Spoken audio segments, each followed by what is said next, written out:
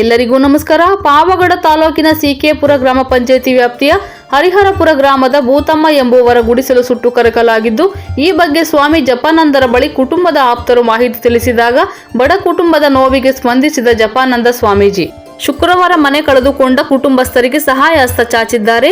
ನಂತರ ಸ್ವಾಮೀಜಿ ಮಾತನಾಡಿ, ನಾವು ಇಂದಿನ ಯುಗದಲ್ಲಿಯೂ ಸಹ ಮನೆ ಇಲ್ಲದೆ ಗುಡಿಸಲಿನಲ್ಲಿ ವಾಸ ಮಾಡುವಂತಹ ಬಡವರ ದುಸ್ಥಿತಿಯನ್ನು ನೋಡಬಹುದೆಂದರು. ಗುಡಿಸಲಿಗೆ ಬೆಂಕಿ ಬಿದ್ದು ಸಿಲಿಂಡರ್ ಸ್ಫೋಟಗೊಂಡಾಗ ಸದ್ಯ ದೇವರ ದಯೆಯಿಂದ ಯಾವುದೇ ಪ್ರಾಣ ಹಾನಿಯಾಗಿಲ್ಲ ಎಂದರು. ಈ ಕುಟುಂಬಕ್ಕೆ ಬೇಕಾಗುವ ದಿನಸಿ ಪದಾರ್ಥಗಳು, ಬಟ್ಟೆಗಳು ಮತ್ತು ಹೊದಿಕೆಗಳನ್ನು ನೀಡಿರುವುದಾಗಿ ತಿಳಿಸಿದರು. ಮನೆಯಲ್ಲಿ ಓದುತ್ತಿರುವ ಹೆಣ್ಣು ಮಗಳಿದ್ದು ಆಕೆಯ ವಿದ್ಯಾಭ್ಯಾಸಕ್ಕೆ ಅಗತ್ಯವಾಗುವ ಸಹಾಯ ಮಾಡುವುದಾಗಿ ಸ್ವಾಮಿ ಜಪಾನಂದ ಆಶ್ವಾಸನೆ ನೀಡಿದರು.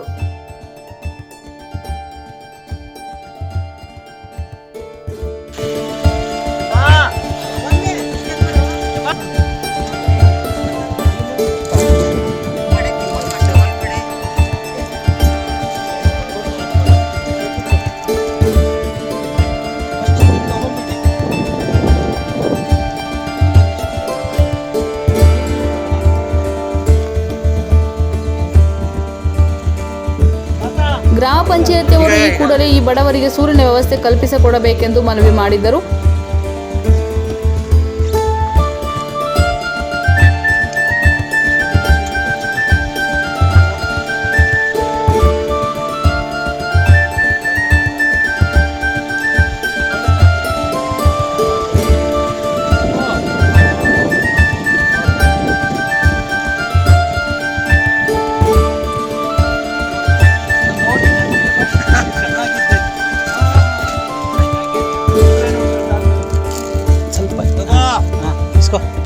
ಈ ಕಡೆ ನೋಡ್ತಾ ಇರಿ.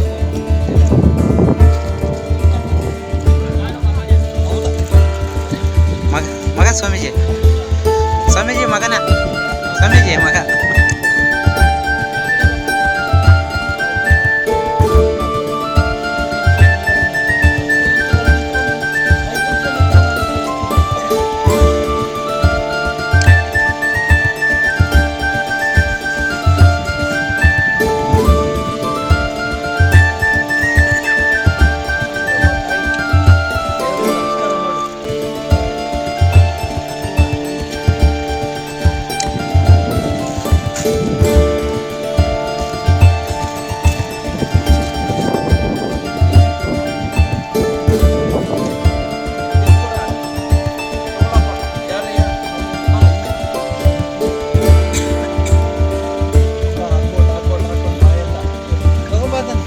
ಆಗ್ಬಾರ್ದು.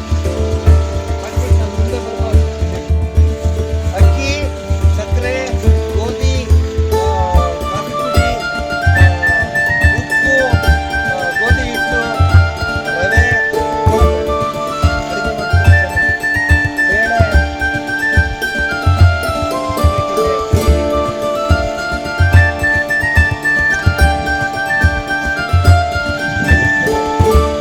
ಹೆಂಗಾಯ್ತು?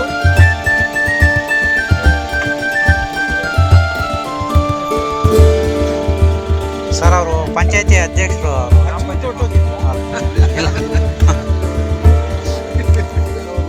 ಕಿಡಿಗೇಡಿ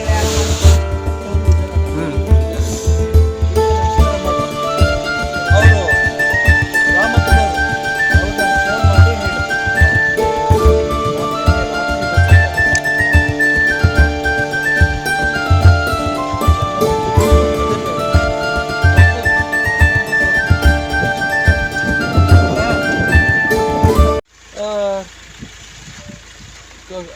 ನೋಡಬಹುದು. ಒಂದು ಸಿಲಿಂಡರ್ ಬ್ಲಾಸ್ಟ್ ಆಗಿ ಪ್ರಾಣ ಉಳಿದಿದೆ, ಜೀವ ಉಳಿದಿದೆ. ಮತ್ತು ಇನ್ನೂ ನಮ್ಮ ದೇಶ ಯಾವ ಸ್ಥಿತಿಲಿದೆ ನೋಡಿ. ನಾವು ಯೋಚನೆ ಮಾಡ್ತಿರ್ತೀವಿ, ಮಂಗಳ ಗ್ರಹಕ್ಕೆ ಮನುಷ್ಯನ ಕಳಿಸ್ತೀವಿ, ಚಂದ್ರಲೋಕಕ್ಕೆ ಮನುಷ್ಯನ ಕೊಡ್ತೇವೆ. ಆದರೆ ಇಲ್ಲಿ ಏನಾಗಿದೆ ನೋಡಿ, ಇವರು ನಮ್ಮಂಗೆ ಜನ ತಾನೇ ನೋಡಿ, ಎಲ್ಲ ಇದ್ದಿದ್ದು ಬದ್ದಿದ್ದೆಲ್ಲ ಸುಟ್ಟು ಹೋಗ್ಬಿಟ್ಟಿದೆ. ಒಂದೇನಂದರೆ ಜೀವ ಹಾನಿ ಆಗಿಲ್ಲ. ತಿಪ್ಪಮ್ಮನ ಕೇಳಿದೆ, ನೀನು ಎಲ್ಲೋಗಿದ್ದೆಮ್ಮ ನೀನು ಆ ಟೈಮಲ್ಲಿದ್ದರೆ? ಅವಳು ಕೊಟ್ಟು ಉತ್ತರ ಎಂಥವ್ರಿಗಾದ್ರೂ ಮನಸ್ಸಿಗೆ ನೋವಾಗುತ್ತೆ. ಕೂಲಿಗೆ ಹೋಗಿದ್ದೆ ಸ್ವಾಮಿ, ಕಾಲೇಜ್ಗೂ ಓದ್ತಿದ್ದಾಳೆ, ಕೂಲಿ ಮಾಡಿಕೊಂಡು ಜೀವನ ನಡೆಸ್ತಿದ್ದಾಳೆ.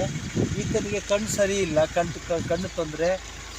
ಆತನ ಹೆಂಡತಿಯವಳು, ಈ ಪುಟ್ಟ ಮಕ್ಕಳು ಸ್ವಾತಿ ಎಲ್ಲ ಪುಟ್ಟ ಮಕ್ಕಳು.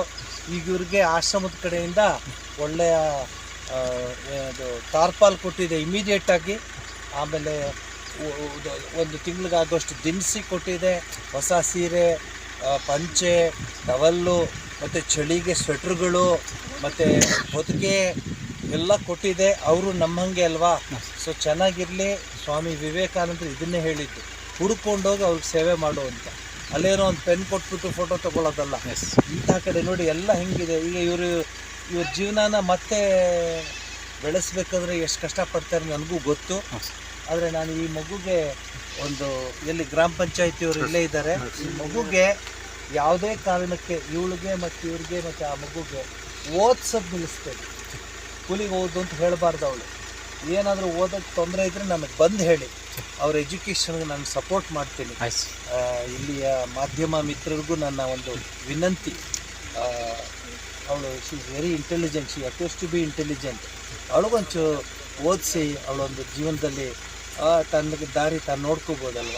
ಸ್ಕೂಲಿಗೆ ಹೋಗಿ ಸ್ವಾಮೀಜಿಂದರು ಎಷ್ಟು ನೋವಾಗಿದೆ. ದಯವಿಟ್ಟು ಈ ಒಂದು ಸೇವೆ ಮಾಡಲಿಕ್ಕೆ ಅವಕಾಶ ಕೊಟ್ಟಿರೋ ಈ ಕುಟುಂಬಕ್ಕೆ ಮತ್ತು ಸ್ವಾಮಿ ವಿವೇಕಾನಂದರಿಗೆ ಮತ್ತು ಮಾಧ್ಯಮದವ್ರಿಗೆ ನಾನು ಧನ್ಯವಾದ ಹೇಳ್ತೀನಿ. ಮುಂದೆ ನಾನು ಮಧ್ಯ ಫೋನ್ ಮಾಡಿ ಇವ್ರಲ್ಲಿ ಗ್ರಾಮ ಪಂಚಾಯತ್ ಇದ್ದಾರಲ್ಲ, ಏನು ಮಾಡ್ಬೇಕಂತಿದ್ರೆ ನೀವು ಅದನ್ನೆಲ್ಲ ವ್ಯವಸ್ಥೆ ಮಾಡ್ಬೇಕು ಅಂತ ಇಲ್ಲ. ಇದೆ ಎಲ್ಲ ದಾಖಲೆಗಳು ಏನು ಸುಟ್ಟೋಗಿದಾವೋ ಅವನ್ನ ತಹಸೀಲ್ದಾರ್ ಮುಖಾಂತರ, ಆಮೇಲೆ ಇದುವರೆಗೆ ತಹಸೀಲ್ದಾರ್ ಬಂದಿದ್ದಾರೆ, ನಿನ್ನೆ ಬಂದು ಎಲ್ಲ ಹೇಳಿದ್ದಾರೆ, ಎಲ್ಲ ಒಪ್ಕೊಂಡು ಹೋಗಿದ್ದಾರೆ. ಆರೆ ಇವರು ಬಂದಿದೆ, ಯುವ ಸಾಹೇಬರು ಬಂದಿದ್ದಾರೆ, ಮನೆಗೂ ಒಂದು ಅನುಕೂಲ ಮಾಡ್ತೀವಿ ಹೇಳಿದ್ದಾರೆ.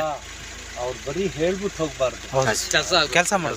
ಈ ಹೇಳೋದೆಲ್ಲ ಜಾಸ್ತಿ ಆಗಿದೆ. ನಾ ಬಂದು ಹೇಳದ್ನ ಇಲ್ಲ ಸರ್, ಬಂದ ತಕ್ಷಣ ಏನು ಬೇಕೋ ಅದು ನೋಡಿದ್ದಲ್ಲ, ದಯವಿಟ್ಟು ಹಂಗೆ ಮಾಡಿ.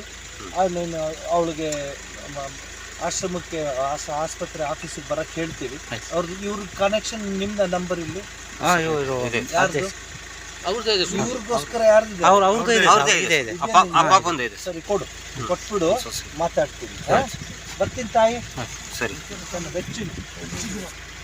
ಈ ಸಂದರ್ಭದಲ್ಲಿ ಗ್ರಾಮ ಪಂಚಾಯತಿ ಅಧ್ಯಕ್ಷರಾದ ಅರುಂಧತಿ ನಾಗಲಿಂಗಪ್ಪ, ಅರಸೀಕೆರೆ ಪೊಲೀಸ್ ಠಾಣೆಯ ತಾರಾಸಿಂಗ್ ಮತ್ತು ಸಿಬ್ಬಂದಿ, ಗ್ರಾಮ ಪಂಚಾಯತಿ ಹಾಲಿ ಸದಸ್ಯ ದೊಡ್ಡಣ್ಣ, ಹಳ್ಳಪ್ಪ, ನಾಗರಾಜು, ಕುರಿಯಪ್ಪ, ಹನುಮಂತರಾಯಪ್ಪ, ದೊಡ್ಡಣ್ಣ, ಭೂತಮ್ಮ, ರತ್ನಮ್ಮ, ತಿಪ್ಪಮ್ಮ ಇನ್ನೂ ಅನೇಕರು ಉಪಸ್ಥಿತರಿದ್ದರು. ವರದಿ Maruti, MS media. Hello hi ಸ್ನೇಹಿತರೆ, ಎಲ್ಲರಿಗೂ ನಮಸ್ಕಾರ. ನಮ್ಮ ನ್ಯೂಸ್ ಚಾನಲ್ ಹೆಸರು MS ಮೀಡಿಯಾ ನ್ಯೂಸ್. ನಮ್ಮ ಚಾನಲ್ನಲ್ಲಿ ಪ್ರತಿದಿನ, ಪ್ರತಿ ಗಂಟೆ, ಪ್ರತಿ ಕ್ಷಣದ ಸುದ್ದಿಯನ್ನು ಅಪ್ಲೋಡ್ ಮಾಡಲಾಗುತ್ತದೆ. ಹೊಸದಾಗಿ ನಮ್ಮ ಚಾನಲನ್ನು ವೀಕ್ಷಿಸುವವರು ದಯವಿಟ್ಟು ಸಬ್ಸ್ಕ್ರೈಬ್ ಮಾಡಿ, ಲೈಕ್ ಮಾಡಿ, ಶೇರ್ ಮಾಡಿ, ಕಾಮೆಂಟ್ ಮಾಡಿ. ಪ್ರತಿದಿನ ಹೊಸ ಸುದ್ದಿಗಳಿಗಾಗಿ ನಮ್ಮ ಚಾನಲ್ ತಪ್ಪದೇ ವೀಕ್ಷಿಸಿ. ದಯವಿಟ್ಟು ನಮ್ಮ MS ಮೀಡಿಯಾ ವಿಡಿಯೋಸ್ಗಳನ್ನು ಪಬ್ಲಿಕ್ ಆ್ಯಪ್ನಲ್ಲಿ ಹಾಕಬೇಡಿ.